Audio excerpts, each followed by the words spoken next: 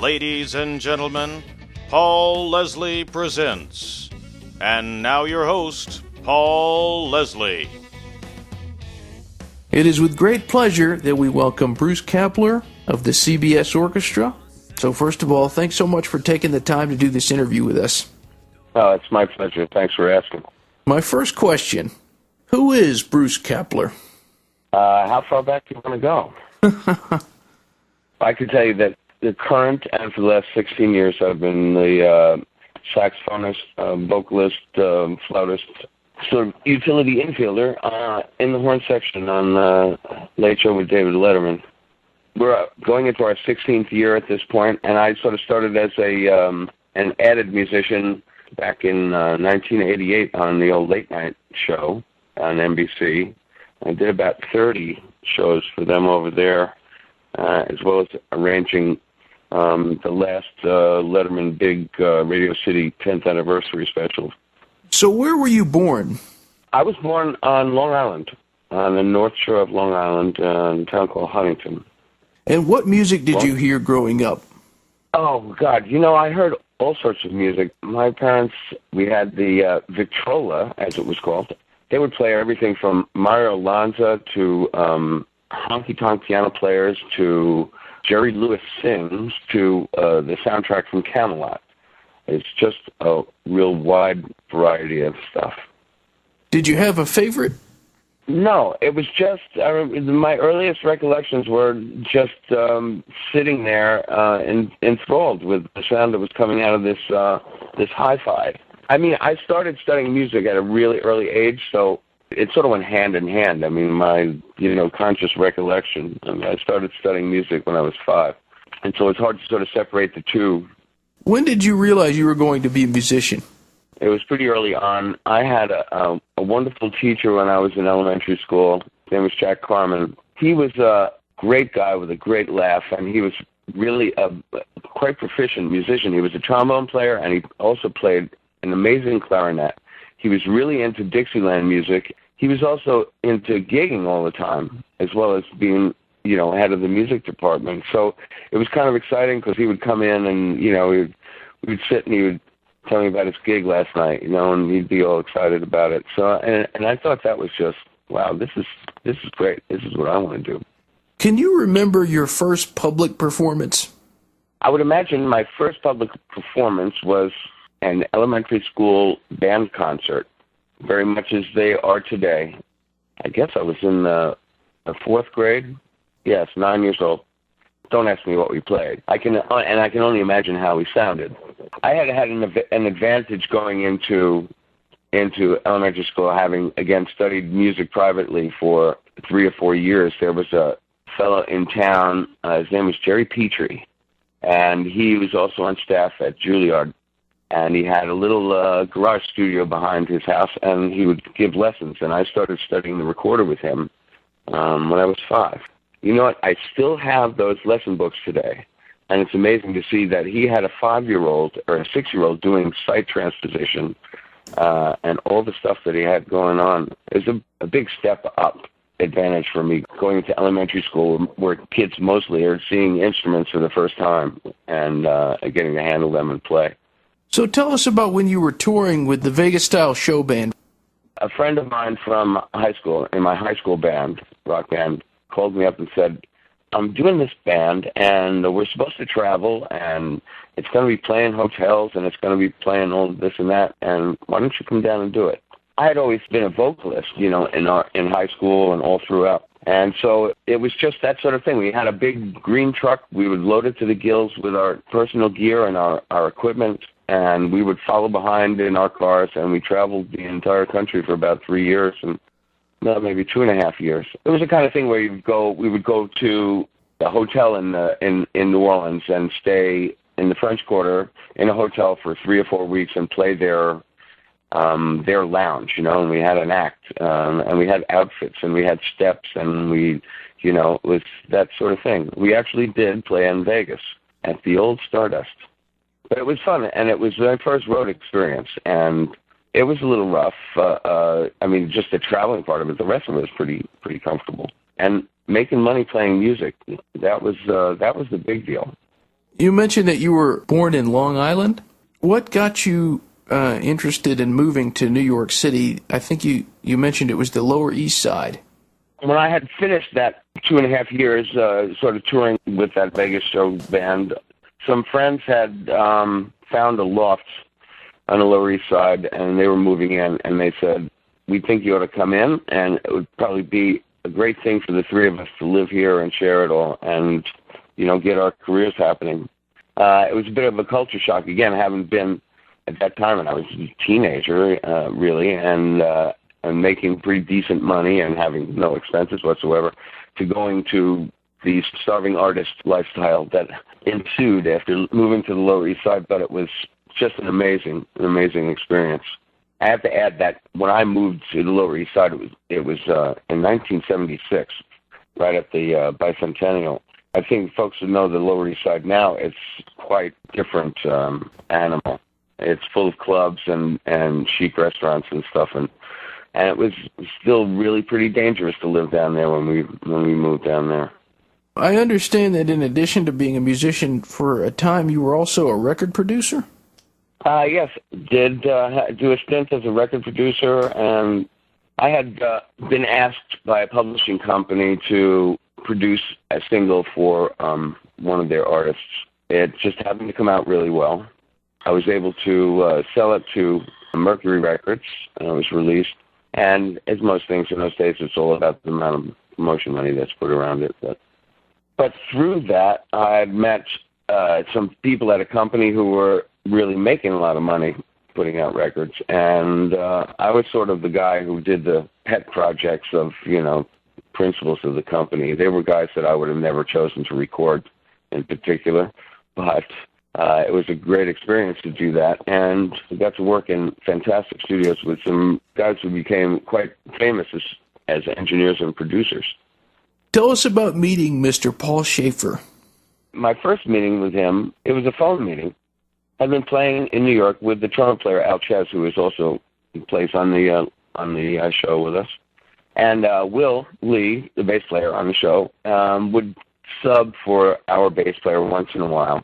And I guess at that time, Paul had recorded an album and was about to go out on the show dark weeks and stuff and weekends and promote and do concerts.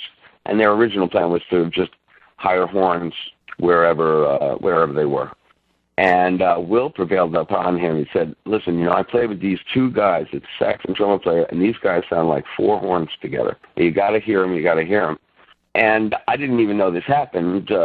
Interesting sidelight, this band this Latin funk band that we were playing, and Al and I were hired by LaToya Jackson to be her backup band for a world premiere at one of the Trump casinos in Atlantic City. So we were rehearsing with her in one room, and unbeknownst to me, Paul and his band were rehearsing in another room, and they they stuck their heads in and took a listen and liked what they heard, because a couple of days later I got a call from his road manager and said, well, Paul would like you to do this. We're going to start rehearsing in a couple of weeks, and he gave me details and all this other stuff.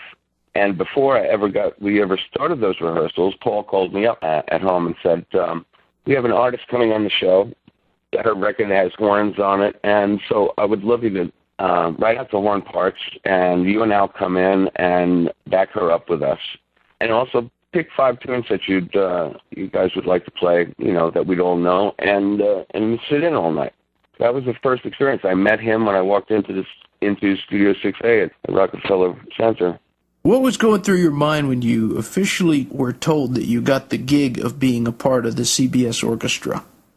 As I said, I had done some 30 shows and a lot of work for the show and was really familiar with everybody around it. And when they were moving to CBS, I had sort of made a pitch to Paul about going over with them and being a utility infielder, because I can play some guitar, I play keyboards, I sing, I play percussion, and my point to him with that was that it wouldn't necessarily be always a saxophone all the time. Again, more like a utility infielder. So I thought the meeting went well, and he called me a week or so later and said, I think I'm going to go a different direction. I want to try getting a second guitarist and another keyboard player. I thought that was sort of the extent of my career on the Letterman show at that point. Paul and I were both nominated for Emmys for that 10th anniversary special, so I just sort of said, well, I guess that was my highlight of my Letterman career. And I just happened to, in those days we had beepers, and, no one had handheld cell phones. I had a phone in the car, and I was out somewhere, and my beeper went off, and I had this number. This number looks very familiar to me. I better go and call. So I went and called, and it was Paul.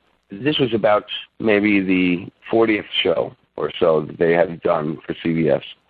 And he said to me, we're going to have Natalie Cole on the show. We're going to add a few horns, and I'd love to have you come in and do it. I said, great. So I figured, well, there we go. I'll be sort of called on occasion to do this again. And we talked for a little while longer, and he said to me, and the band just, it's just not working out the way I really wanted it to. At that point, I sort of was frozen stiff in my seat. And he had mentioned, well, maybe, I don't know what we'll do. Maybe we'll have you come in and play a regular night once a week or every other week or however it's going to work. But let's see what happens. And we went in and did that Natalie Cole show, and Tom Malone and I were involved in that, the trombone player on the show.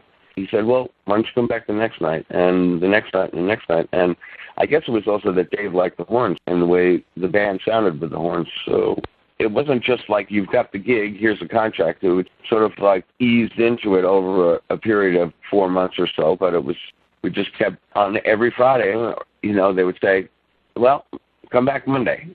And then we knew that we had another week, so it went along that way. Playing on the Dave Letterman show, there have been so many great acts that I've seen perform on there. Was there one in particular that made you flip out when you found out they were going to be there? Oh, there's so many. Getting to play with just, the icon of the industry. I mean, one of the ones that comes to mind, because I think I might have mentioned to you earlier that this past weekend, Levin Helm had invited me to go up and play with his band at one of his midnight rambles at his barn studio home in Woodstock, and that was a fantastic experience. I've always been a huge fan from time I was in high school of the band and of him. So I guess one of the great times was the first time that they appeared on the show, and I got to meet them and play with them, and to meet Garth Hudson and have Garth Hudson explain to me how he liked the horns to be. That was really great. Yeah, it's really impossible to sort of name one in particular. I mean, you could just go through the whole roster of people who appeared on the show. It's all been amazing. Well, tell us about what the experience is like being the Rock and Roll Hall of Fame house band.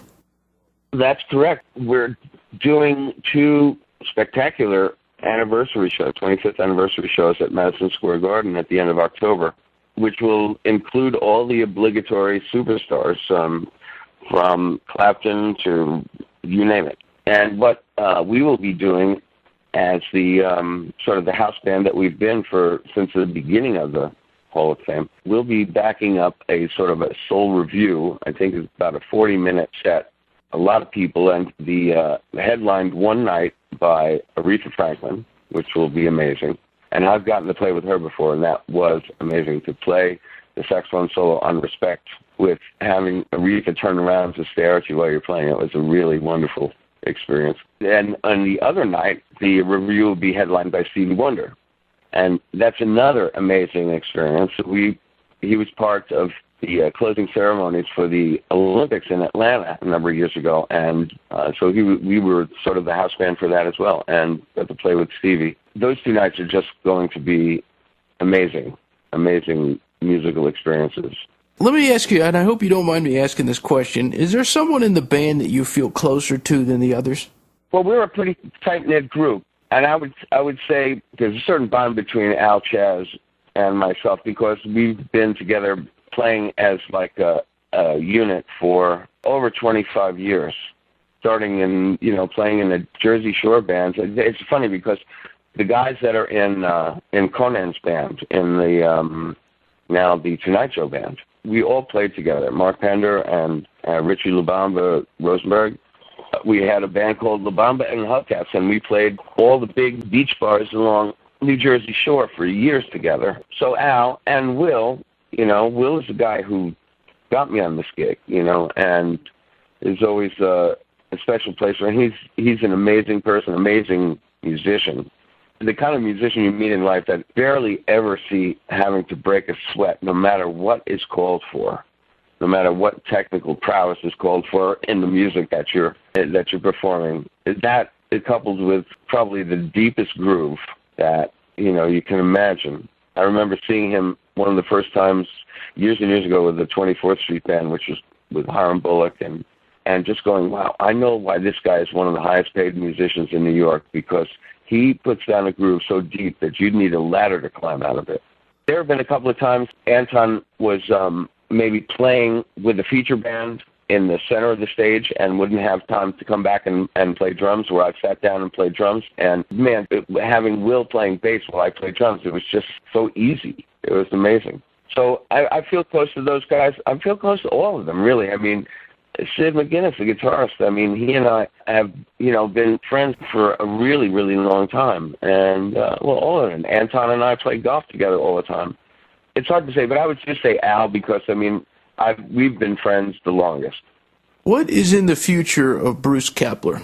In the immediate future, it's another 3 years, happily, with the CBS Orchestra on the show with David Letterman.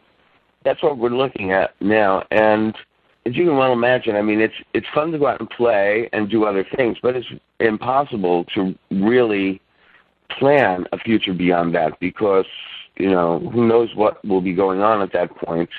Who do you talk to say, well, I would love to go on tour with you, but, and I'll be available in 3 years, So it's a little far in advance to make those kind of plans.